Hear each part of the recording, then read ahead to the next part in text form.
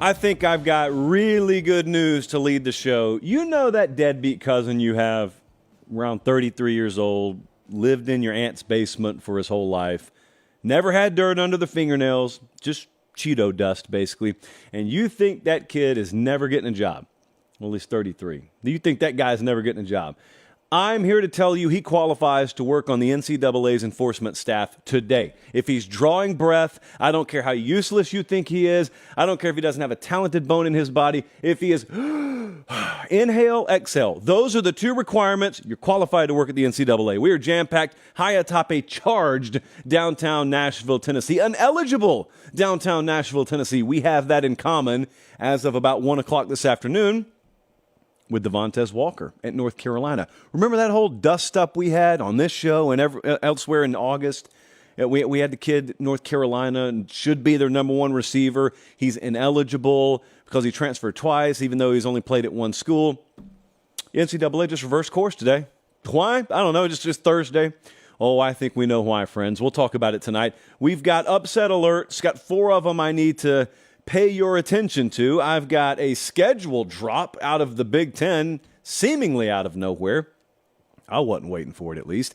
All that, plus our good, close personal friend Cole Cubelic is going to join the show.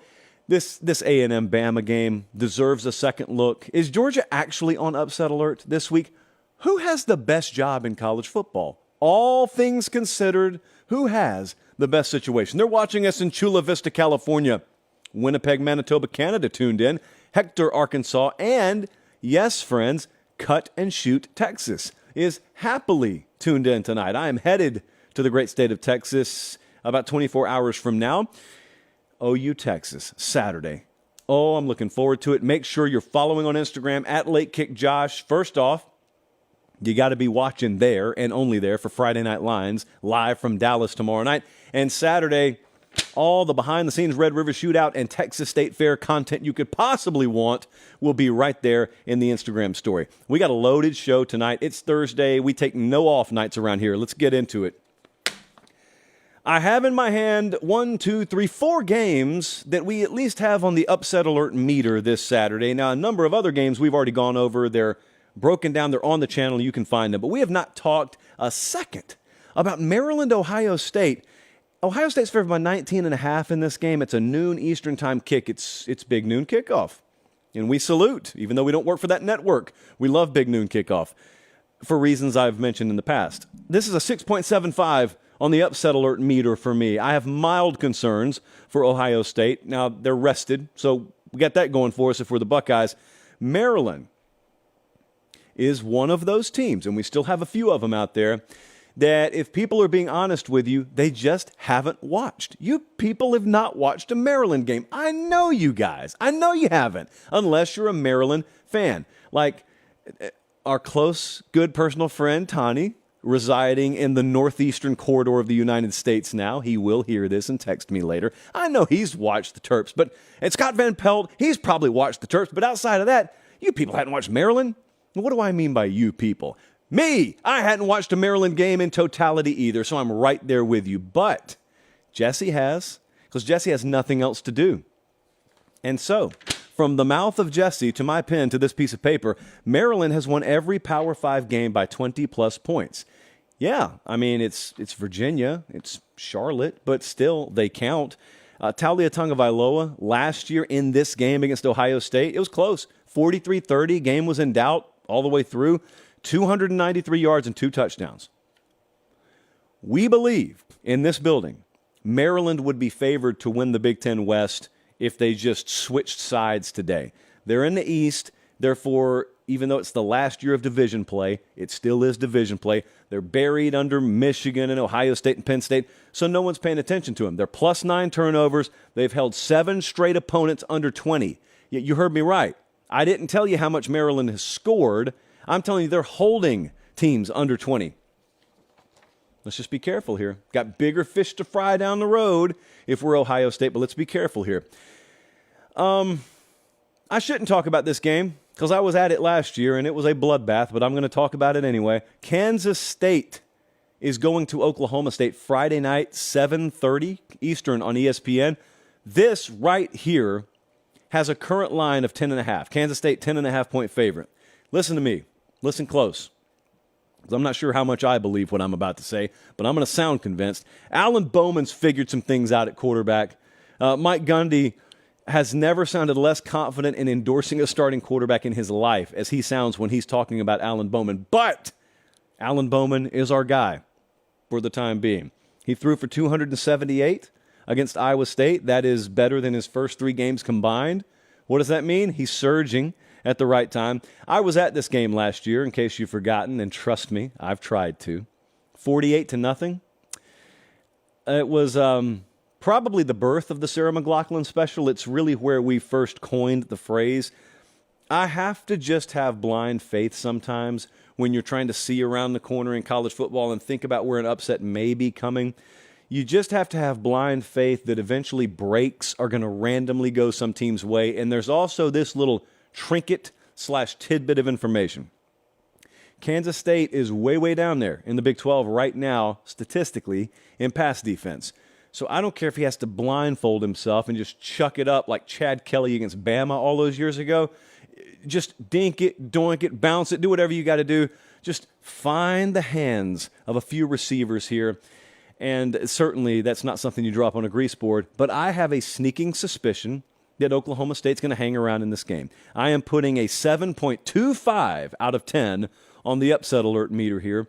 More on this game later. We mentioned Notre Dame and Louisville the other night. We broke it down. It's got its own individual video on the channel. But Notre Dame Twitter went full clown mode today. Not all of you, but a select few of you. Sometimes, and this is going to surprise you, sometimes on social media, people do not listen to what is said and instead react to what they think was said. Yes, I'm afraid it happens. And so the other night, I said, and I'll say it again because I'm right, there are some people out there, not Notre Dame fans, should have specified this, I guess. I got to spell it all out. Not Notre Dame fans. There are some national college football fans that'll pick this game, and they'll pick Notre Dame, and they'll say, Notre Dame, I think, has got a quarterback advantage because they know Sam Hartman. They know the name Sam Hartman. But if you asked a lot of those folks, who's Louisville's quarterback? They wouldn't even be able to tell you who Jack Plummer is. My point there was not that Louisville has the edge at quarterback. They don't. My point there was not, well, Notre Dame has no clue who Jack Plummer is. They played him twice at different universities. Yes, they know him. I never said they didn't. What I said was there is a swath of the college football public that probably believes in Notre Dame blindly at quarterback, not even knowing who the dude pulling the trigger for Louisville is. That's the point, the whole point, and nothing but the point. I think the situationals matter here. That's why it's an upset alert game. We actually picked Louisville to win this game. Jeff Brom's got his shot at Louisville now. Got his shot, national TV, Saturday night, 7:30, ABC. He's got his shot to take down Notre Dame. Ohio State game, down to the wire. Duke game, down to the wire. This thing right here on the road, prime time, Super Bowl spot, Louisville on extended rest. And then after all this, they get to play USC next week. This is a tough stretch for Notre Dame. And so I think it's a 9.5 on the upset alert meter because I slightly lean towards the upset happening.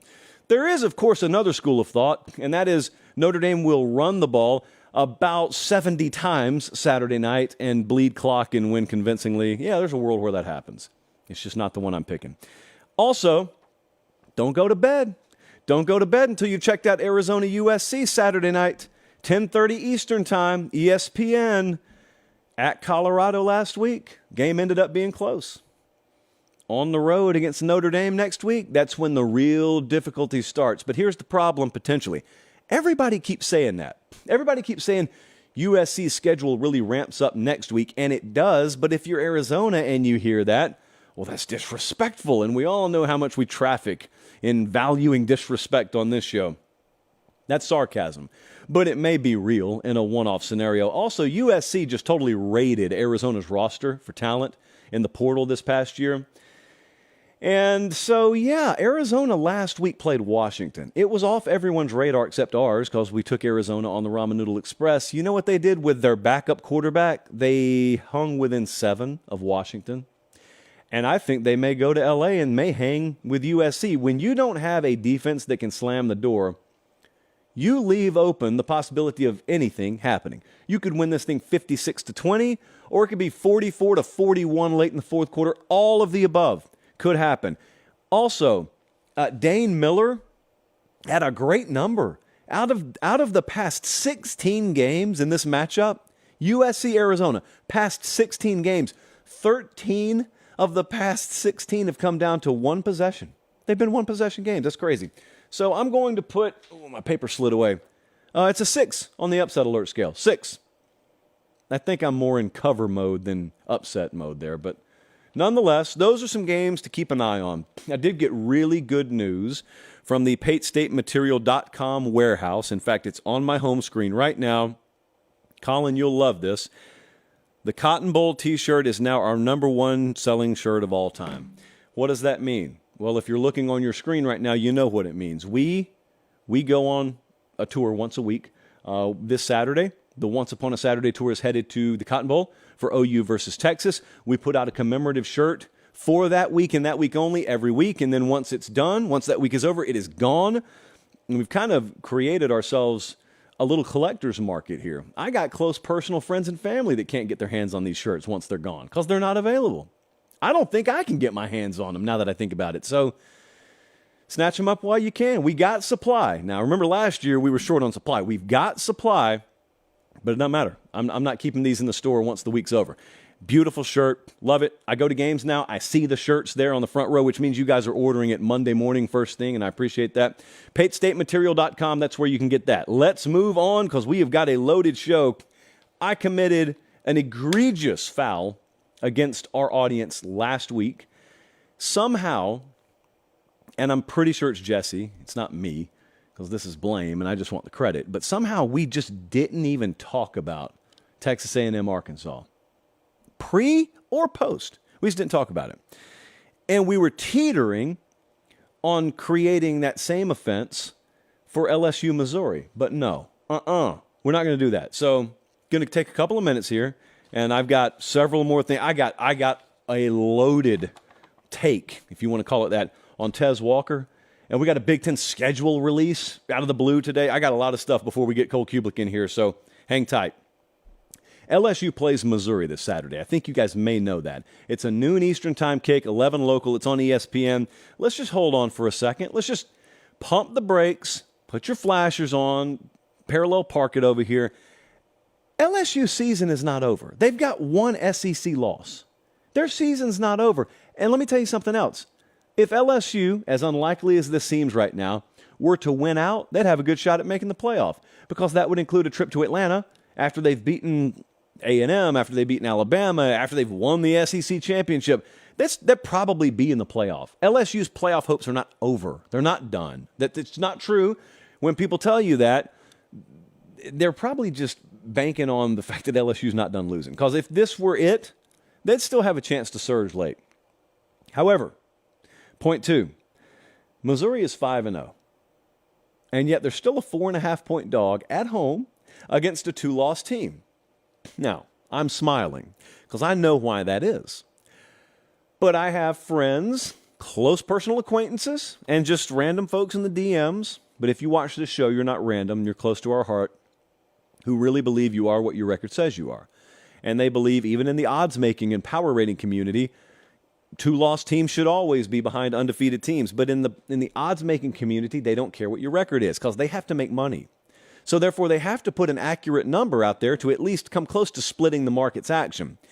And on this particular game, you got home field and undefeated as a 4.5-point dog against 2-loss on the road. That's how college football works. That's how odds making works. That's why the JP poll looks stupid to some of you. But in reality, it's pretty much aligned as such. I had LSU above Missouri in the JP poll, by the way. Okay, so LSU's defense is horrendous. Good news out of the way for LSU. Defense is abominable. Jesse bet me I wouldn't get that word in the show tonight. I agreed with him, so I didn't take the bet, and I'm proud of myself.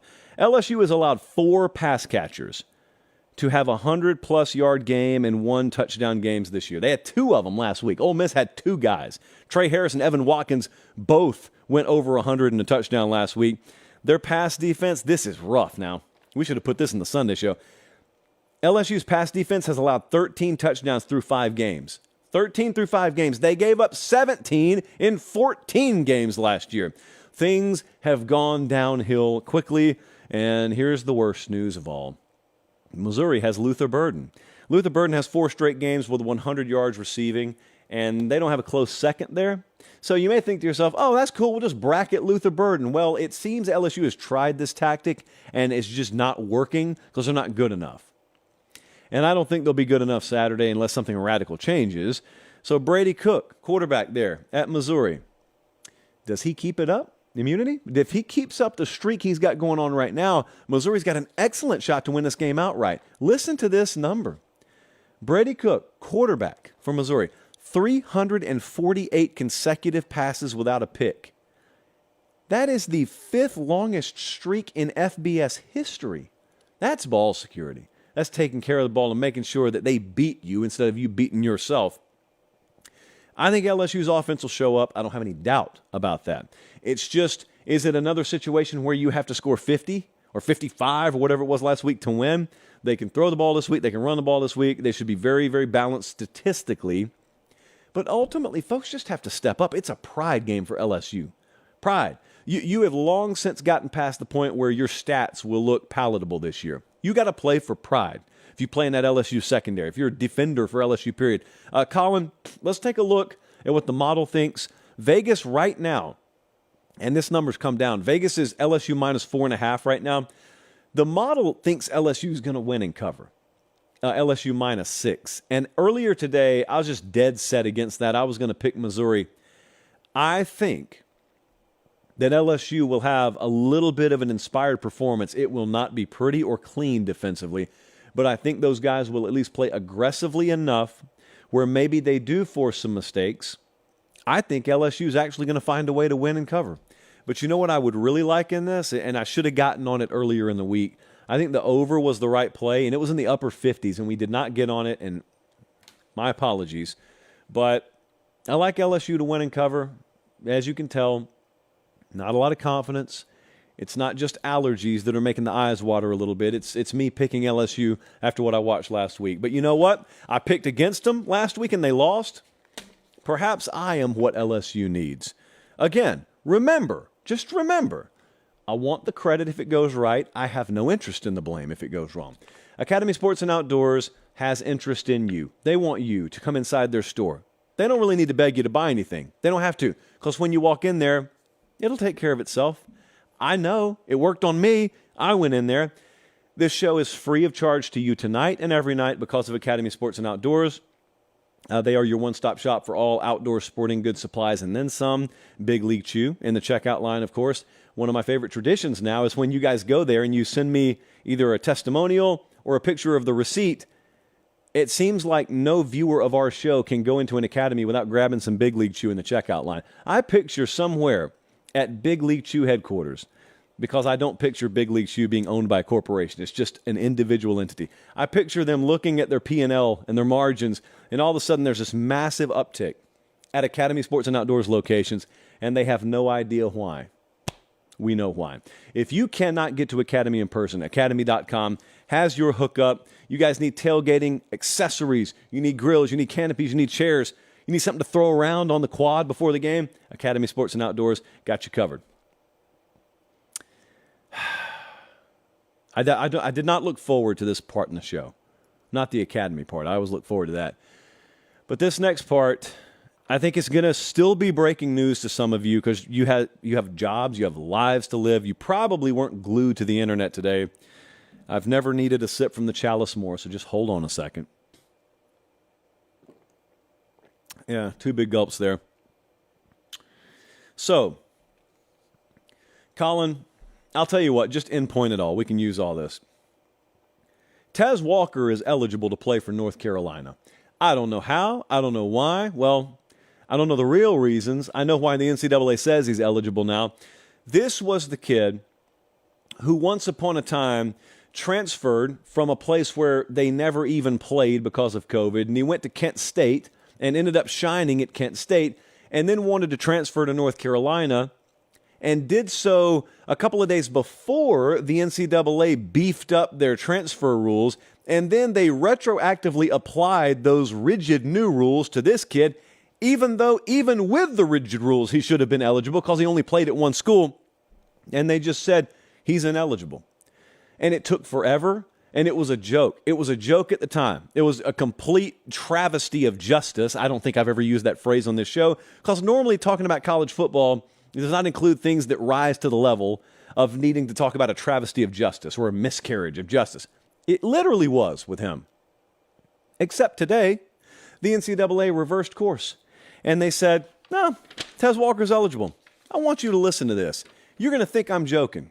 You're going to think I'm making this up. I am not. I had Jesse print this out so you can make sure. Look, this is not my handwriting. There it is, Colin. It's not my handwriting. This right here is official, hot off the presses from Indianapolis, Indiana.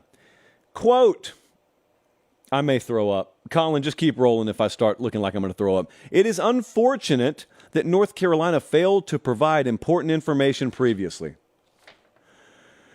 While we must be careful not to compromise a student-athlete's right to privacy when it comes to sensitive issues, we want to assure the D1 membership and everyone watching how the new transfer rules are applied, that this meets the new transfer waiver standards. Here's my favorite part. North Carolina's behavior and decision to wage a public relations campaign is inappropriate and out of bounds of the process North Carolina's own staff supported. I'll beat that down like the piñata it is in a second. We continue. Had the North Carolina staff not behaved in this fashion and submitted this information weeks ago, this entire unfortunate episode could have been avoided. The people who put that garbage statement together actually shamed an institution for waging a PR campaign. This right here is the result of a focus group of nameless, faceless bureaucrat PR types. That's what this is. You hear that if you're listening on podcast. This statement is not worth the paper we printed it on tonight. It is garbage. These people's decision was garbage at the outset. They're not pissed that information was left out. They're not, because any institution that looks out for the betterment of student athletes worth its salt would have gone and sought the information. But that's not what they're about. The NCAA basically has two things left going for it. Okay, the one thing they have going for them is those four letters that meant something 20 years ago, and they can fool some people into thinking they still wield some sort of power. Number two, the NCAA has a handful of reporters that are still willing to carry water for them and serve as a de facto mouthpiece, and it was on full display today. That's the way that message got disseminated, and it's kind of gross. I've never been more honored than when the NCAA puts out a statement and it doesn't arrive in my inbox, because I know I'm not one of those folks. Trust me, that is a badge of honor you should wear in this industry. These people have no talent, they have no skill, they have no value. They're not out to solve problems. It's in their best interest to create problems, because if they solved the problems, their jobs would evaporate. There's no need for them. Basically, every issue you have with modern day politics and politicians, just copy and paste and insert here and, change a few institution names and player names, and that's it. The problems you have with politics are the same problems you got with the NCAA. Whether you know it or not, that's true. I want to read this one more time for you. This part right here is what just throws me for a loop. North Carolina's behavior and decision to wage a PR campaign is inappropriate and outside the bounds of the process UNC's own staff supported. These people are looking to cause problems. This statement is a perfect example of that. I spelled this out for you 2 months ago, and I'm going to spell it out once more.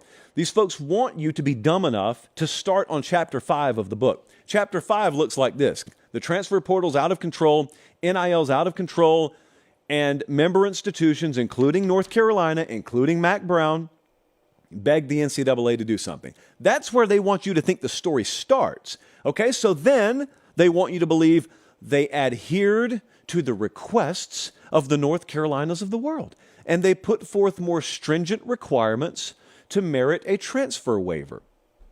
And then Tez Walker tries to transfer, and the NCAA denies it, and we're only doing what you guys asked us to do. That's called PR. That's called public relations damage control, because what they don't want you to remember is they're the reason for the mess to begin with. North Carolina didn't beg for an overhaul in the transfer portal rules. They didn't beg for the one-time transfer to all of a sudden be legal, no consequence. Mac Brown never asked for that. They don't want you to remember that part of the story. They just want you to remember the mess was there. It's like Big Bang. It's always there. And then they came in at the behest of North Carolina and the like, and we fixed it. Don't be mad at us for fixing the mess. I'm not mad at you for fixing the mess. I'm mad at you for making the mess. I do not watch you spill spaghetti all over the floor, and then you clean up the spaghetti and look at me and say, where's my reward? You made the mess, fool. Of course you should have cleaned it up. Also, the NCAA has always kind of been like a piñata, just swinging from the ceiling. Good on NCAA for swinging. They won't be the last ones to swing, nor was Tez Walker the last kid whose eligibility was just in limbo. For no reason other than losers at the NCAA will not take it upon themselves to carry out the whatever they want to call it, mission statement of that organization, which is the betterment and well-being of student athletes. Well, there are other names out there. There's still several other names who are currently not able to play college football. Tez Walker missed 4 games. It's like you'll never get that back. Are they going to grant him another year of eligibility? What if he doesn't want it? What if he goes and plays pro ball?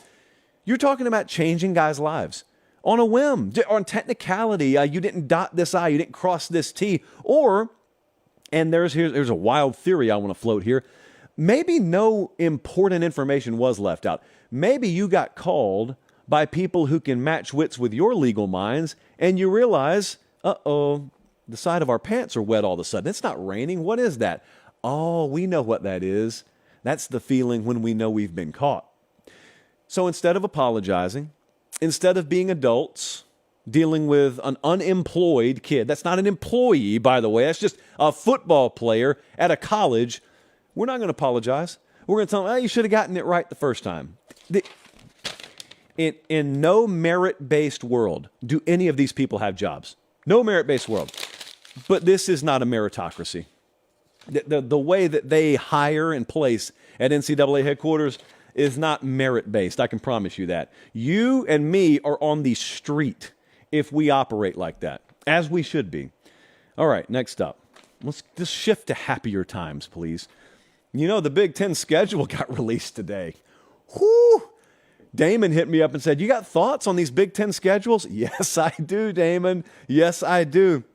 Let me ask you a question. Anyone out there right now, how many Michigan games have you watched? Unless you're a Michigan fan, the answer is probably very few, if any, because they've got a soft schedule this year.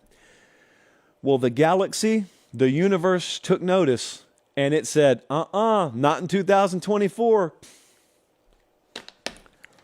I am not going to go as far as to claim that the sport is rigged against Michigan in 2024. I'm just telling you, they play Ohio State, Washington, Oregon, USC, and Texas in the same year. And for those interested, I didn't know this. Associate Bradley recited these rankings off the top of his head. Michigan next year plays the current number 4, number 7, number 8, number 9, and number 3 teams in the country. What? So, there's that for Michigan. I guess Jim Harbaugh is still there. I don't know if we're going to do that thing every winter where we see whether he's going to the NFL. I don't know if J.J. McCarthy is still going to be there. My advice to Michigan is win the whole thing this year, because I have no clue how you go better than 9-3, maybe 10-2 next year. We'll see. We move on. Oh, by the way, we do have protected rivalries. Colin, could you take 3A for me right quick? So I was very concerned when the Big Ten started talking about shifting and started talking about adding to the conference and started talking about revamping their schedule. I was concerned about that guy right there. If you're listening on podcast, I'm pointing towards Floyd of Rosedale, the Floyd of excellence, as we call him in the studio. But I have great news, and I am prepared to let the world know tonight, Iowa versus Minnesota is a protected rivalry. The Floyd lives not only in our hearts, but right there on the field every year. Illinois Northwestern, still there. Oh, thank the Lord. Indiana, Purdue, yes. Iowa, Nebraska, yes. A lot of these things most of you don't care about, but Iowa, Minnesota, as a youth from Harris County, Georgia, naturally I gravitated towards Iowa, Minnesota, and Florida Rosedale. Okay, we move on. USC, welcome to the Big Ten, man. So USC, if any of you are concerned about the softness of their schedule, worry no more. Just in conference play next year. Penn State, Michigan, Wisconsin, and then they got Washington and UCLA. And by the way, they play Notre Dame every year. And doubly, by the way, they're just going to play LSU for good measure. That's right, LSU versus USC to start next year in Las Vegas, on top of Penn State and Michigan and Washington. So there that is. Have fun, Lincoln Riley. Travel's going to be off the charts insane here. No, we knew this. We had to know this was coming.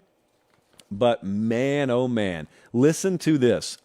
The travel for some of these West Coast teams is wild. Washington next year will play at Indiana, at Iowa, at Rutgers, and at Penn State. Just those 4 games, just those 4 road trips total 4,400 miles round trip, 3,600 miles round trip, 5,600 miles round trip, 5,200 miles round trip. 10, 11, 12, 13. That's like 17 or 18,000 miles round trip just on 4 road games in conference. But they have planes, so I'm sure it has no effect at all. Go fly cross country and then try and compete at the highest physical level. Exert yourself physically at as high a level as you ever have, and then go home and then do the same thing 3 or 4 days the next week, and then go do it all over again. You tell me how you've... In fact, don't do any of that.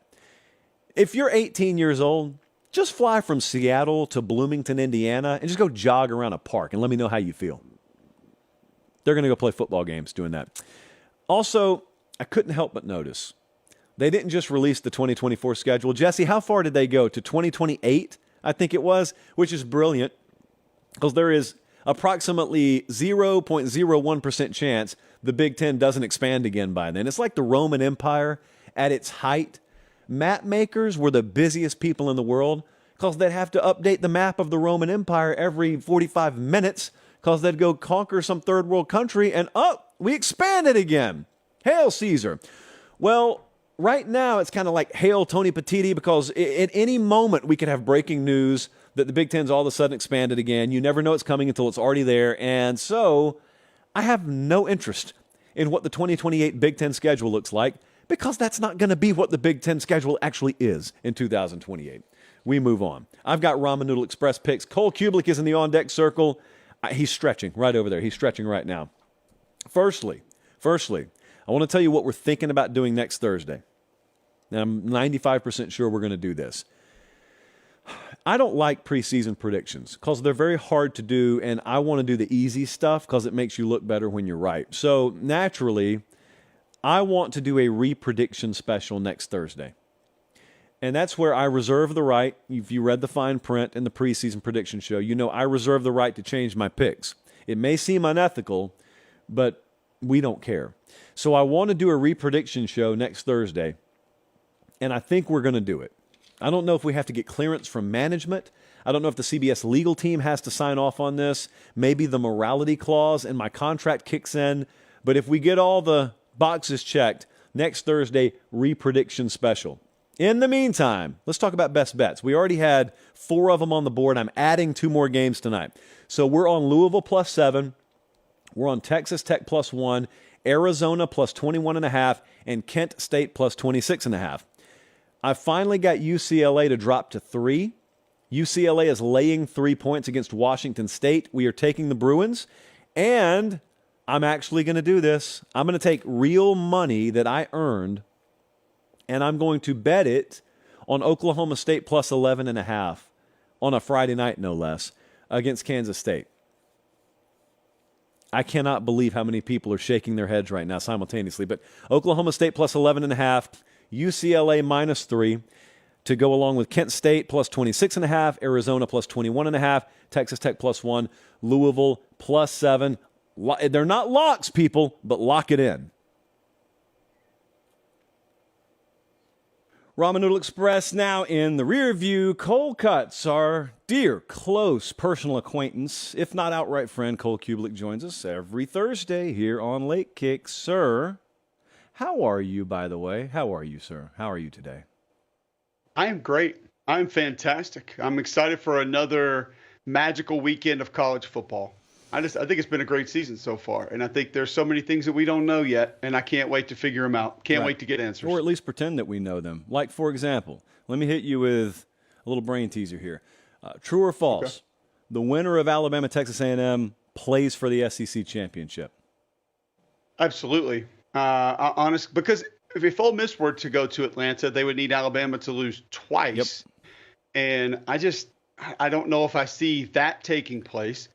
And then Ole Miss just having a clear shot through the rest of the schedule. I mean, they still have to go to Georgia, which I actually think was one of the matchups that you and I talked about at the beginning of the season that we didn't really think it would be as fun as it could because Ole Miss would be pretty beat up. Now, it almost looks like that may be happening in reverse, where they were beat up and then they're going to get healthy, and there may be some real intrigue to what they can do to that Georgia defense.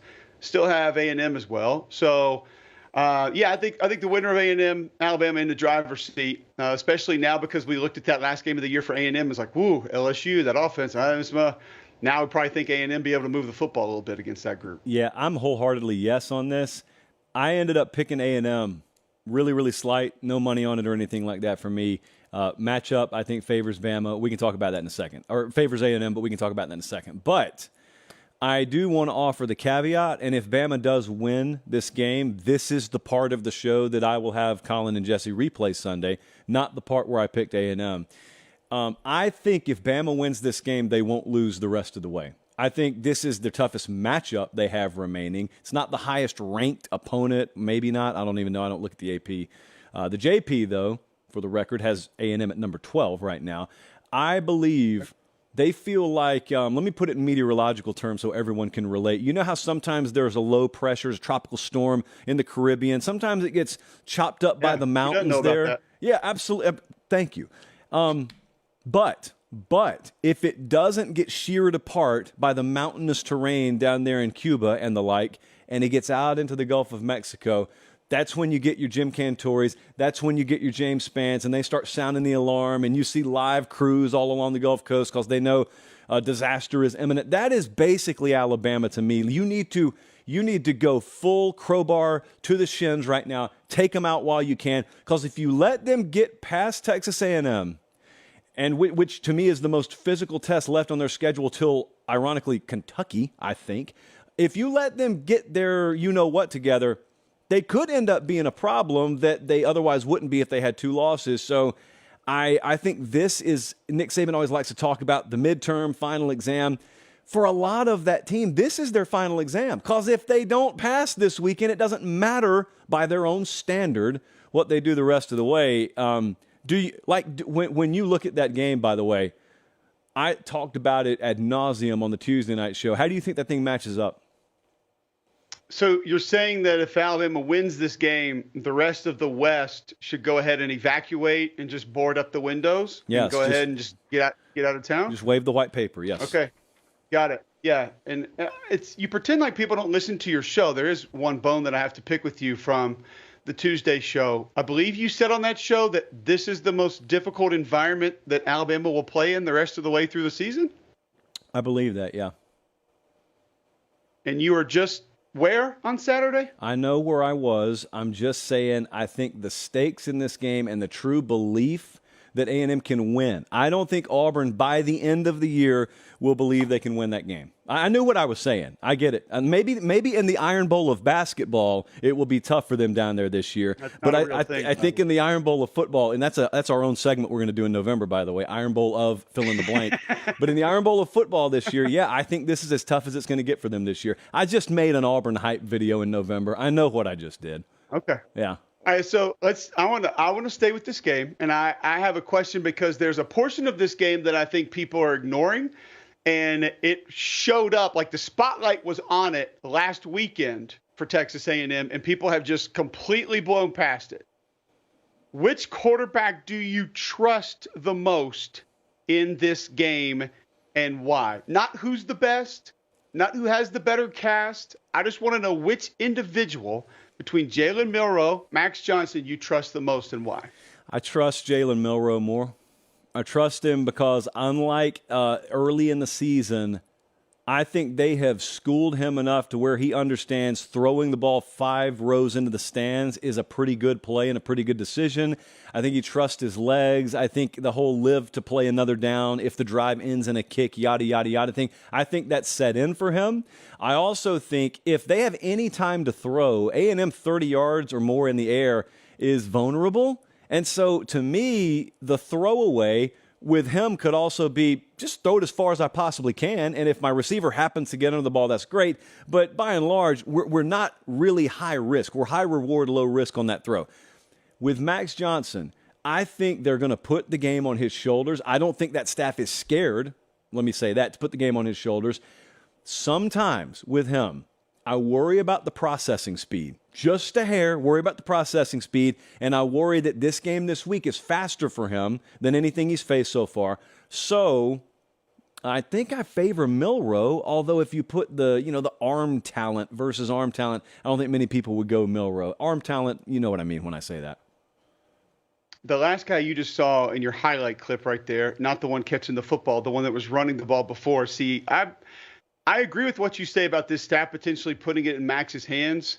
I think it's time to feed Le'Veon Moss because I saw things from him in that Arkansas game that showed me he could be a legitimate feature back in the SEC. So if you have that, a pretty good offensive line, a good group of tight ends, receivers that you could take your shot plays with down the field off play action later, why do you put the ball in the hands of a kid that fumbled it and lost them both twice last week and threw a pick and has 13 fumbles and 7 interceptions over the last 2 seasons? That's the part of Max's game that I'm concerned about. And when I talk about protecting the football, I roll into that protecting himself as well. Keep in mind, Josh, we're on quarterback 2 now. And you may be quarterback 1 at the present time, but if you were to go out, now we go quarterback 3, which most people in College Station probably couldn't even tell you who that is. So for the season, you must protect yourself in a better fashion.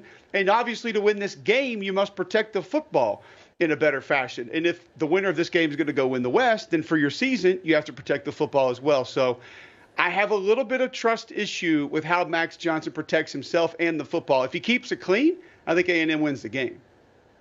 Do you have a model for that? Can you project turnovers for me?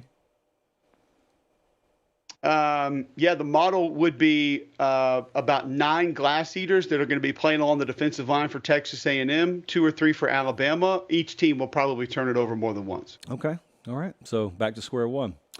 To change directions entirely, I saw a graphic put out the other day. It wasn't by us, I don't think.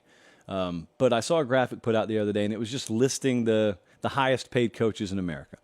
And so I know this has been a topic forever, the whole what's the best job in the country thing, but that's always using this static list of criteria.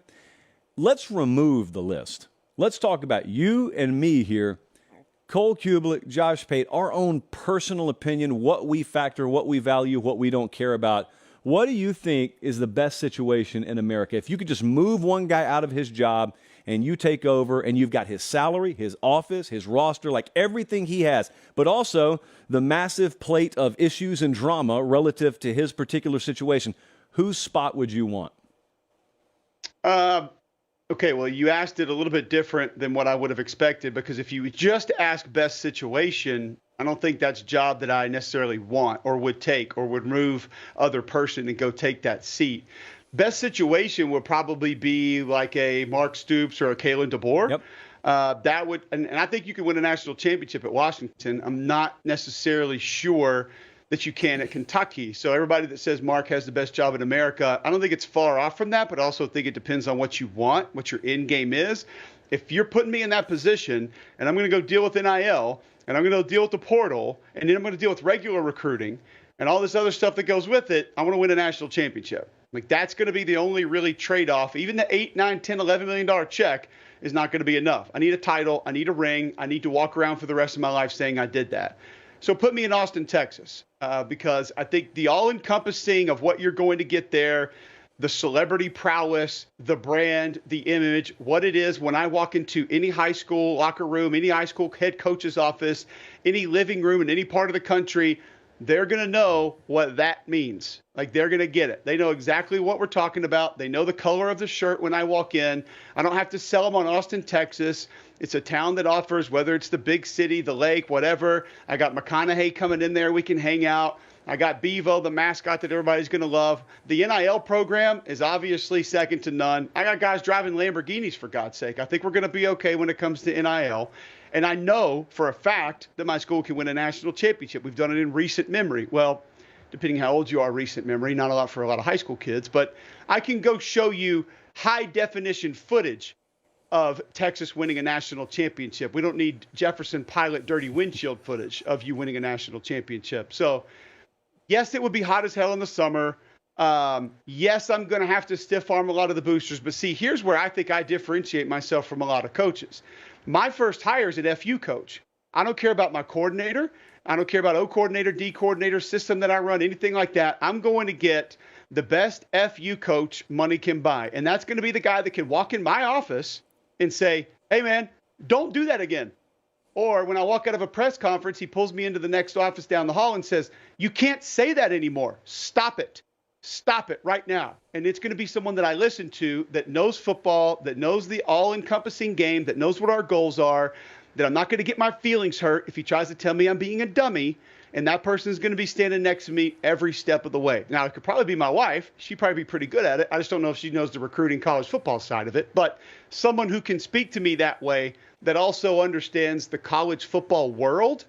I got a couple ideas who it might be. You're way too nice for that. But a couple other guys that I think could come in there and fill that void. You know, you also got to have a little muscle. See, you've got to work on softening your edges. You got too sharp an edge right now. You would play horribly in the public arena. You just would. You wouldn't even talk to Colin at the Tennessee game the other night. I got the reports back. I know you didn't say hey to him. And so I can't have that as my head coach. I've got to have someone who softens the edges of Cole Cubelic a little bit. I'm thinking while you're talking, because I had an answer in my head. I was going to do Kentucky. I was going to do Stoops because he makes $9 million a year. He is a top 10 salary guy with reasonable expectations around him. But the more I think about it... And Lexington is amazing, by the way. Yeah. And so I'm going to stretch on it because we're showing B-roll of Kroger Field, and we don't get to do it a lot, and that's my fault. If I want comfort of life, if I want maximum salary, if I also want to have a rabid fan base behind me, but also have them understand that if we don't go 10-2 this year, it's not the end of the world, that's the place. And also, after I've been there a few years, if I do want to level up, I've got enough resources there to keep myself competitive enough to where I can have my name out on the market any given year. But I was thinking as you were talking, okay, where can I go to get top 10 salary, so be really competitive nationally? Where can I get elite athletes? I don't have to take a backseat to Alabama or Georgia or anything like that. Where are they all in? Where are the facilities really good? But also, where's a place where whatever the local media infrastructure feels like it's still kind of closed off from the rest of America? I think Dabo's got that job. I think Clemson is that job. Clemson's really up there on all of those metrics, but for whatever reason, you don't hear about a lot of the drama over there. It's still really closed off. If someone sneezes the wrong way at Georgia, it's plastered all over the AJC, which then gets blasted all over the country. That doesn't really happen at Clemson. And if I go there, I'm going to use the portal, unlike the guy there now. No offense, I'm just thinking on a different wavelength. So I think it may be Clemson, because what kind of heat? Think about this. What kind of heat has Dabo Swinney encountered recently that wasn't his own doing? Like, he could dissolve all this criticism about the portal tomorrow if he wanted to, just by dipping into the portal a time or two. I actually think I would take the Clemson situation. I feel you on Texas, totally feel you on Texas, but I don't know. I think I would take Clemson. I think I can do everything I want to do there. I want a rocket launcher when we're going to go after this. Like, I want a tank. Like, I want an entire aircraft carrier to go to battle with. Like, you're walking in with a switchblade. That's cool. I mean, good luck to you. Like, I want every single bit of ammunition possible. I want hand grenades. I want flamethrowers. I want chainsaws. I want all of it. And I know I'm going to have every bit of it in Austin, Texas, because if I don't have it, they're going to go buy it. Yeah. No matter where it is or what it costs or how I need to get it, we're going to figure it out. We're going to find it. And once again, that's where my FU coach comes in. If I'm not being nice enough, he sits me down. He says, hey, man, go smile a little bit more. All right. The people think you're mean.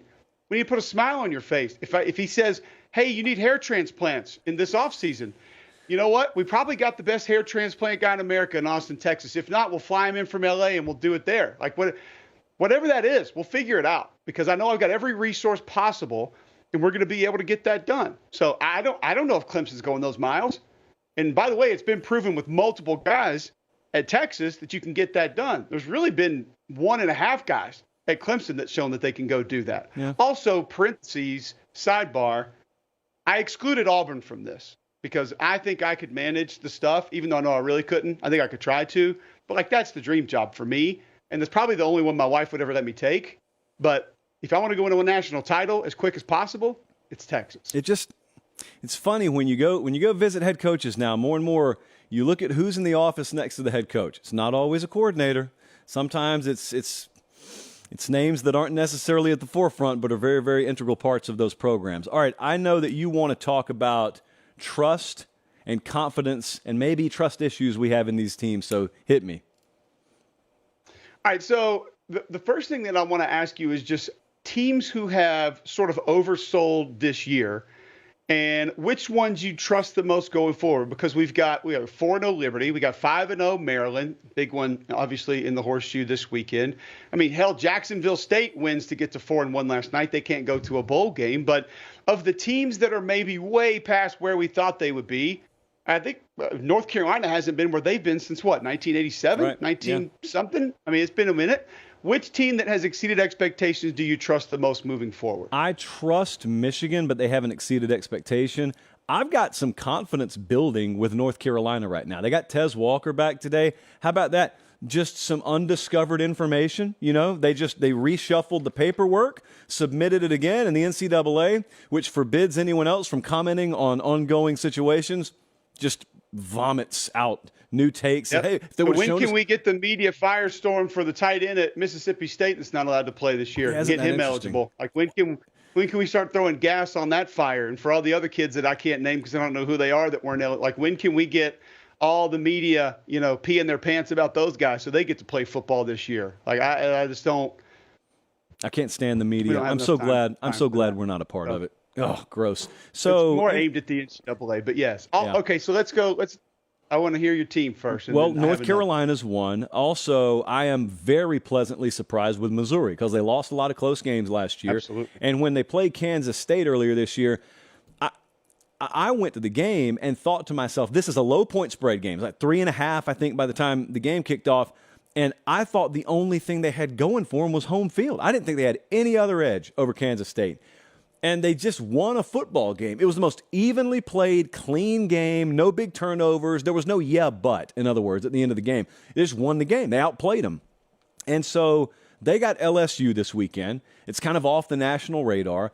Kentucky's been surprising to me, not because they're undefeated, but because they just housed Florida, totally pantsed them. And it's a game that wasn't off Florida's radar. Like there's no overlooking. They ran it for half a mile on them. So I would say Missouri. I would say Kentucky. Little disappointed that Texas Tech hasn't made more noise. What about between those two?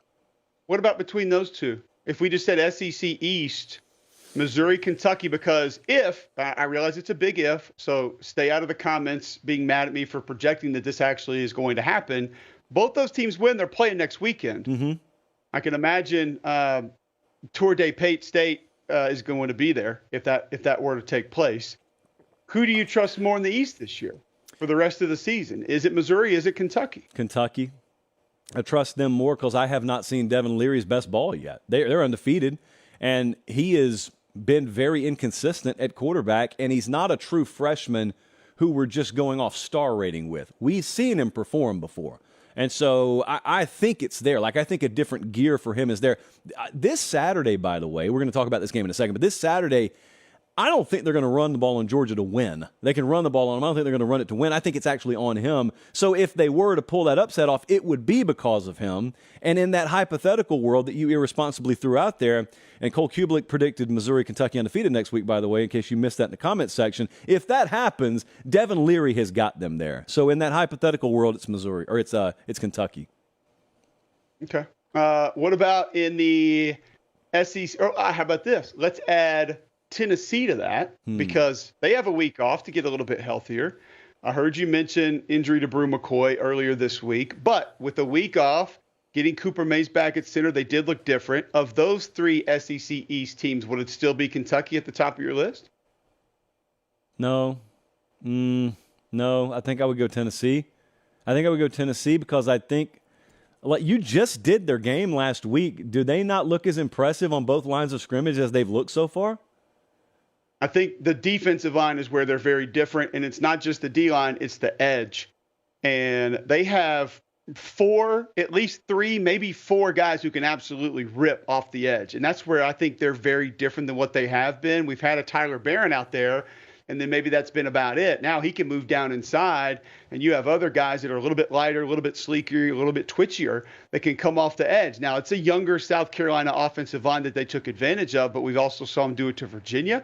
I don't see why they wouldn't be able to do it to the majority of the teams they're going to play down the road. So I'm with you. And I don't think – and I actually asked Josh Heupel about this. I said, why do you think the misconception is still out there that you guys have to hit 7 or 8 deep balls a game to be good? And he just laughed. He said, I don't know. He's like, we're going to run the ball.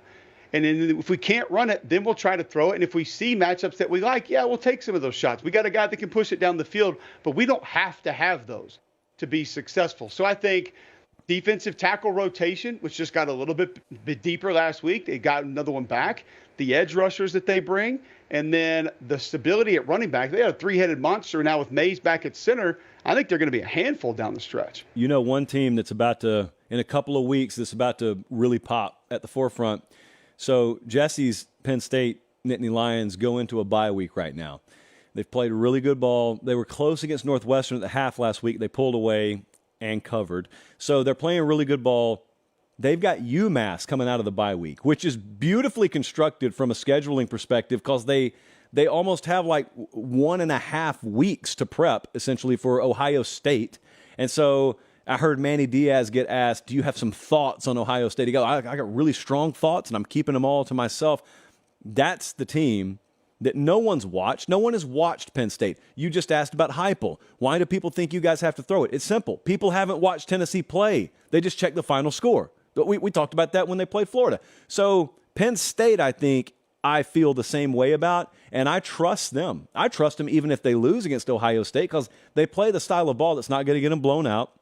They haven't had to stretch the field yet, and so I still think there's a different gear offensively they can hit, and they play really good defense. So that is a pretty complete team that I trust. I love the way they attack on defense. Super aggressive. They fly to the football. They give you a lot of different looks up front, a lot of different pressures up front. Maybe the best left tackle in college football. We know how they can run the football. As you said, they haven't put the game in their quarterback's hands just yet, but they haven't had to. Now, I get a little concerned about that, kind of like what you said about Devin Leary. I know it's in there, but I also want to know if you can get it back. Now, Penn State situation a little bit different. We just haven't had to see it yet. I think it's there. I love watching the kid throw the football. He's one of those guys that his arm doesn't move as fast as the football comes out. So you see him throw the ball, you see his arm speed, and you're like, oh, okay, what? And then you see the ball velocity, you're like, wow, how did that just happen? The undisclosed injury at tailback, maybe a little bit concerning. Just not exactly sure what's happening there. But it's not like they don't have a loaded backfield that they can just turn to. So Penn State's one of those multifaceted teams that could get in different style fights and still find ways to be successful. So I'm with you with Penn State the rest of the way. Yeah, Ohio State, same way this year. Really interesting year setting up because you got contenders that just 5 years ago would have all needed to be scoring 45 or 50 a game because that's where the game was at the present moment. So that's fun. Okay, I want to wrap it up with this with you. Kentucky plays Georgia this weekend, and it's the upset alert game everyone's talking about. I was doing some CBS HQ stuff earlier today, and they asked, is Georgia on upset alert? And I said, technically, yes, because Kentucky's a good team. The spread's 14.5. It's a top 20 matchup out of nowhere. Like, those season ticket holders did not look at this game and think primetime top 20 matchup. But I stood down there in Auburn last week and watched Auburn run it for over 200 through three quarters on Georgia. And, of course, the world saw Kentucky run it they'd still be running on Florida if time didn't expire. And I think people have just put two and two together, and they've said, all right, well, if you ran it like that on Florida, even if you only run it like 80% of that on Georgia, who just gave up a bunch on the ground, you'll be maybe able to pull the upset. You correct me if you think I'm wrong here. I don't think they're going to have nearly the success on the ground. A lot of Auburn's ground success was quarterback run. Leary does not run the ball. He's negative rushing yards this year. And so I got all the respect in the world for Ray Davis. I'm just telling you, if you're going to look Georgia in the eye and run it down their throat, hats off to you. I got to see it to believe it. I think Devin Leary's got to win the game. I think they've got to throw the ball to win. He had under 70 passing yards last week. Didn't need any more. Complimentary game plan, I get it. But, man, Georgia gets pushed, and they get out of Auburn with a win. Kentucky soars. It gets all the attention on this matchup. I think it's actually a recipe for Georgia to peak and play their best game of the year so far. So I actually don't think it's an upset alert, but I guess by the letter of the definition, it is. How do you see that game? I see it in a very similar fashion, but I don't think Georgia can have their best showing of the year because of what Kentucky can do on defense. With J.J. Weaver off the edge, with Deion Walker inside, with the way Trevin Wallace can get sideline to sideline and then be a blitzer if they need him to. They're super aggressive up front. Georgia's got some issues at left guard right now. Both tackles played a little bit too high last week, kind of tiptoed through that game. Now, the attitude will be different this week. They'll be at home. They'll have a little extra momentum. I understand that. But on the other side, I'm with you that Devin Leary has to win this game. Because of how Georgia plays coverage, the shot opportunities will be there. And this is the best wide receiver room Kentucky football has ever had, top to bottom from a talent perspective. Now, that group's been inconsistent this year. They haven't made the plays that they're supposed to make. Some of it's been on Devin Leary. Sometimes protection's broken down. Sometimes the ball has been in those receivers' hands, and they haven't come up with it. They've got to clean that up if Kentucky has any chance to win this football game. The reason the run game won't be as successful, one, Hugh Freeze and Auburn did a nice job of utilizing Georgia's strengths against them last week, and that is, we know you're hyper-aggressive. We know that your defenders mostly play like a group of wrecking balls. Like, you know the guy on He-Man back in the day that had, like, the big iron head on and he would, like, ram man, he would ram through walls? That's how most Georgia defenders play football. I happen to love it. I enjoy watching it. Florida's edge defenders and linebackers, they don't play football that way. And if you watch how they played gap scheme runs last week, it was very indecisive. It was very, should I go down? Should I stay out? I'm not so sure. It was a lot of dodgeball, duck, dip, dodge, dive, dip, turn around, not take on blocks, go underneath. That's how Florida played a lot of those plays last week. I promise you, Dumas Johnson, Smell Munden, those guys, they ain't going to play it that way. There was one play Auburn had, and they actually gained yards. They were going away from the student section. They were on the left hash. They ran a little bit of an option play, and it ended up being kind of an end around the left side. In 18 for Georgia, came screaming down the line of scrimmage and literally like Superman dives into the pulling guard. Now, he missed him. He kind of whiffed, but he was literally looking to unbuckle his chin strap on the play. And because he missed, they were able to get out in space and gain a few yards. Like, that's the mentality that Georgia will bring. And it's the opposite of how Florida played it last week. And so then now we go to more of a zone scheme. Well, if that's the case, then you kind of have to out Georgia if that's how you're going to win. I don't know if they're good enough at running the stretch play right now for that to be as effective. Like, Missouri's good enough to do that. That's how they live and die. That's how they make their money. South Carolina's trying to get there. They're not quite as good as they want to be with it just yet. Auburn provided options for Georgia to be wrong. Kentucky will have to do that, but they don't have the quarterback really to be able to do that. So I will say Kentucky's better suited to win this game than they have been under Mark Stoops. Part of that is Georgia. Georgia, the last 4 or 5 years, they beat you with blunt force trauma. That's how they won. And no one was going to go out blunt force trauma Georgia, specifically Kentucky. Now, Kentucky was one of the teams that were closer to that in the league. They just couldn't do it. But they are more athletic. They have more big play potential. It's just how they play defense is not going to fit in to be able to allow Kentucky to operate on the ground the way that they did last week. I just love that as soon as the dust settled last Saturday, the iJosh starts going crazy. And it's a bunch of my buddies, some of whom live in states where it is legal to bet on these things, and they started saying, Kentucky's taking down Georgia next week. Okay, so then the sun rises the next day, the lines start to come out, and Vegas looks at him and says, oh, really? How about this? We'll actually give you 14.5 points with that outright upset. You got to feel ultra confident, don't you? I told every one of them, send me your bet slip. Show me the paycheck you're betting on this game. Hadn't gotten one back. I think they're sending an SMS text message because I have not gotten one back yet. All right, tell the people where they can find you. And where are you going to be this weekend? You in Oxford? Did I hear that right? I'm going to be in Oxford. Yeah, I'm in the booth with Tom Hart this weekend. Looking forward to seeing. I thought Lane had an absolute brilliant plan last week against LSU. It wasn't just guys missing tackles. It wasn't just bad angles. I'm excited to see how they kind of add to it again this week. They're back being close to full strength as far as guys they have on their perimeter. I'll be there. And then I'll be up in Charlotte, and then I'll be in Miami for UTEP at FIU next Wednesday night. So, yeah, we're going to make the world tour here over the next 2 weeks. And you've got a YouTube channel, right? Tell me about that. It's at Cube Show 61 on YouTube. We are approaching 6,000 subscribers, which would put us 296,000 subscribers behind you. Right. So we are slowly trying to claw our way up to the Pate State level. It's just going to take us a decade or so. We're building this thing. We just got to FCS, so now we're trying to get up to the Power 5. I remember my first 6,000 like it was yesterday. Cole Cubelic, thank you as always, sir. Thank you. Make sure you people go subscribe. Cube Show. It's really good stuff. You know I wouldn't tell you to go if it wasn't because we're pretty selfish about those subs. So we want them all for ourselves, but we also want good work to be rewarded. And you guys always complain to me, and not all of you. Some of you complain to me that you don't like the college football ecosystem, like you don't like the way some of the national types talk about the sport. Well, I don't either. I agree with you. That's why I started this show. Well, that dude is kind of the same way. Maybe he didn't like it either. Maybe he thought some of the commentary out there was real low-hanging fruit, so he goes and starts one. I think he does really good work. So I don't try and hoard up all the likes and the follows. I want an entire little subculture of smart college football talk that over the long term becomes mainstream, and you get a tail wagging the dog situation. The only way to do that is to make sure you view things that you want to reward and subscribe to the channels that you want to flourish. And he didn't even pay me to say that. I don't know. Maybe we'll bill him on the back end. But I appreciate you guys watching.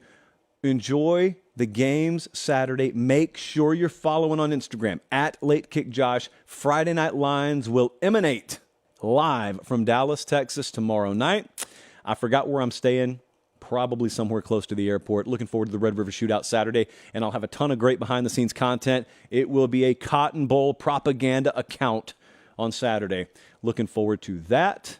Until then, for Director Colin, for Producer Jesse, Bradley the Associate, Cole Cubelic, I'm Josh Pate. Thanks for joining. Take care. Have a great weekend. We'll see you back here Sunday night. Until then, God bless.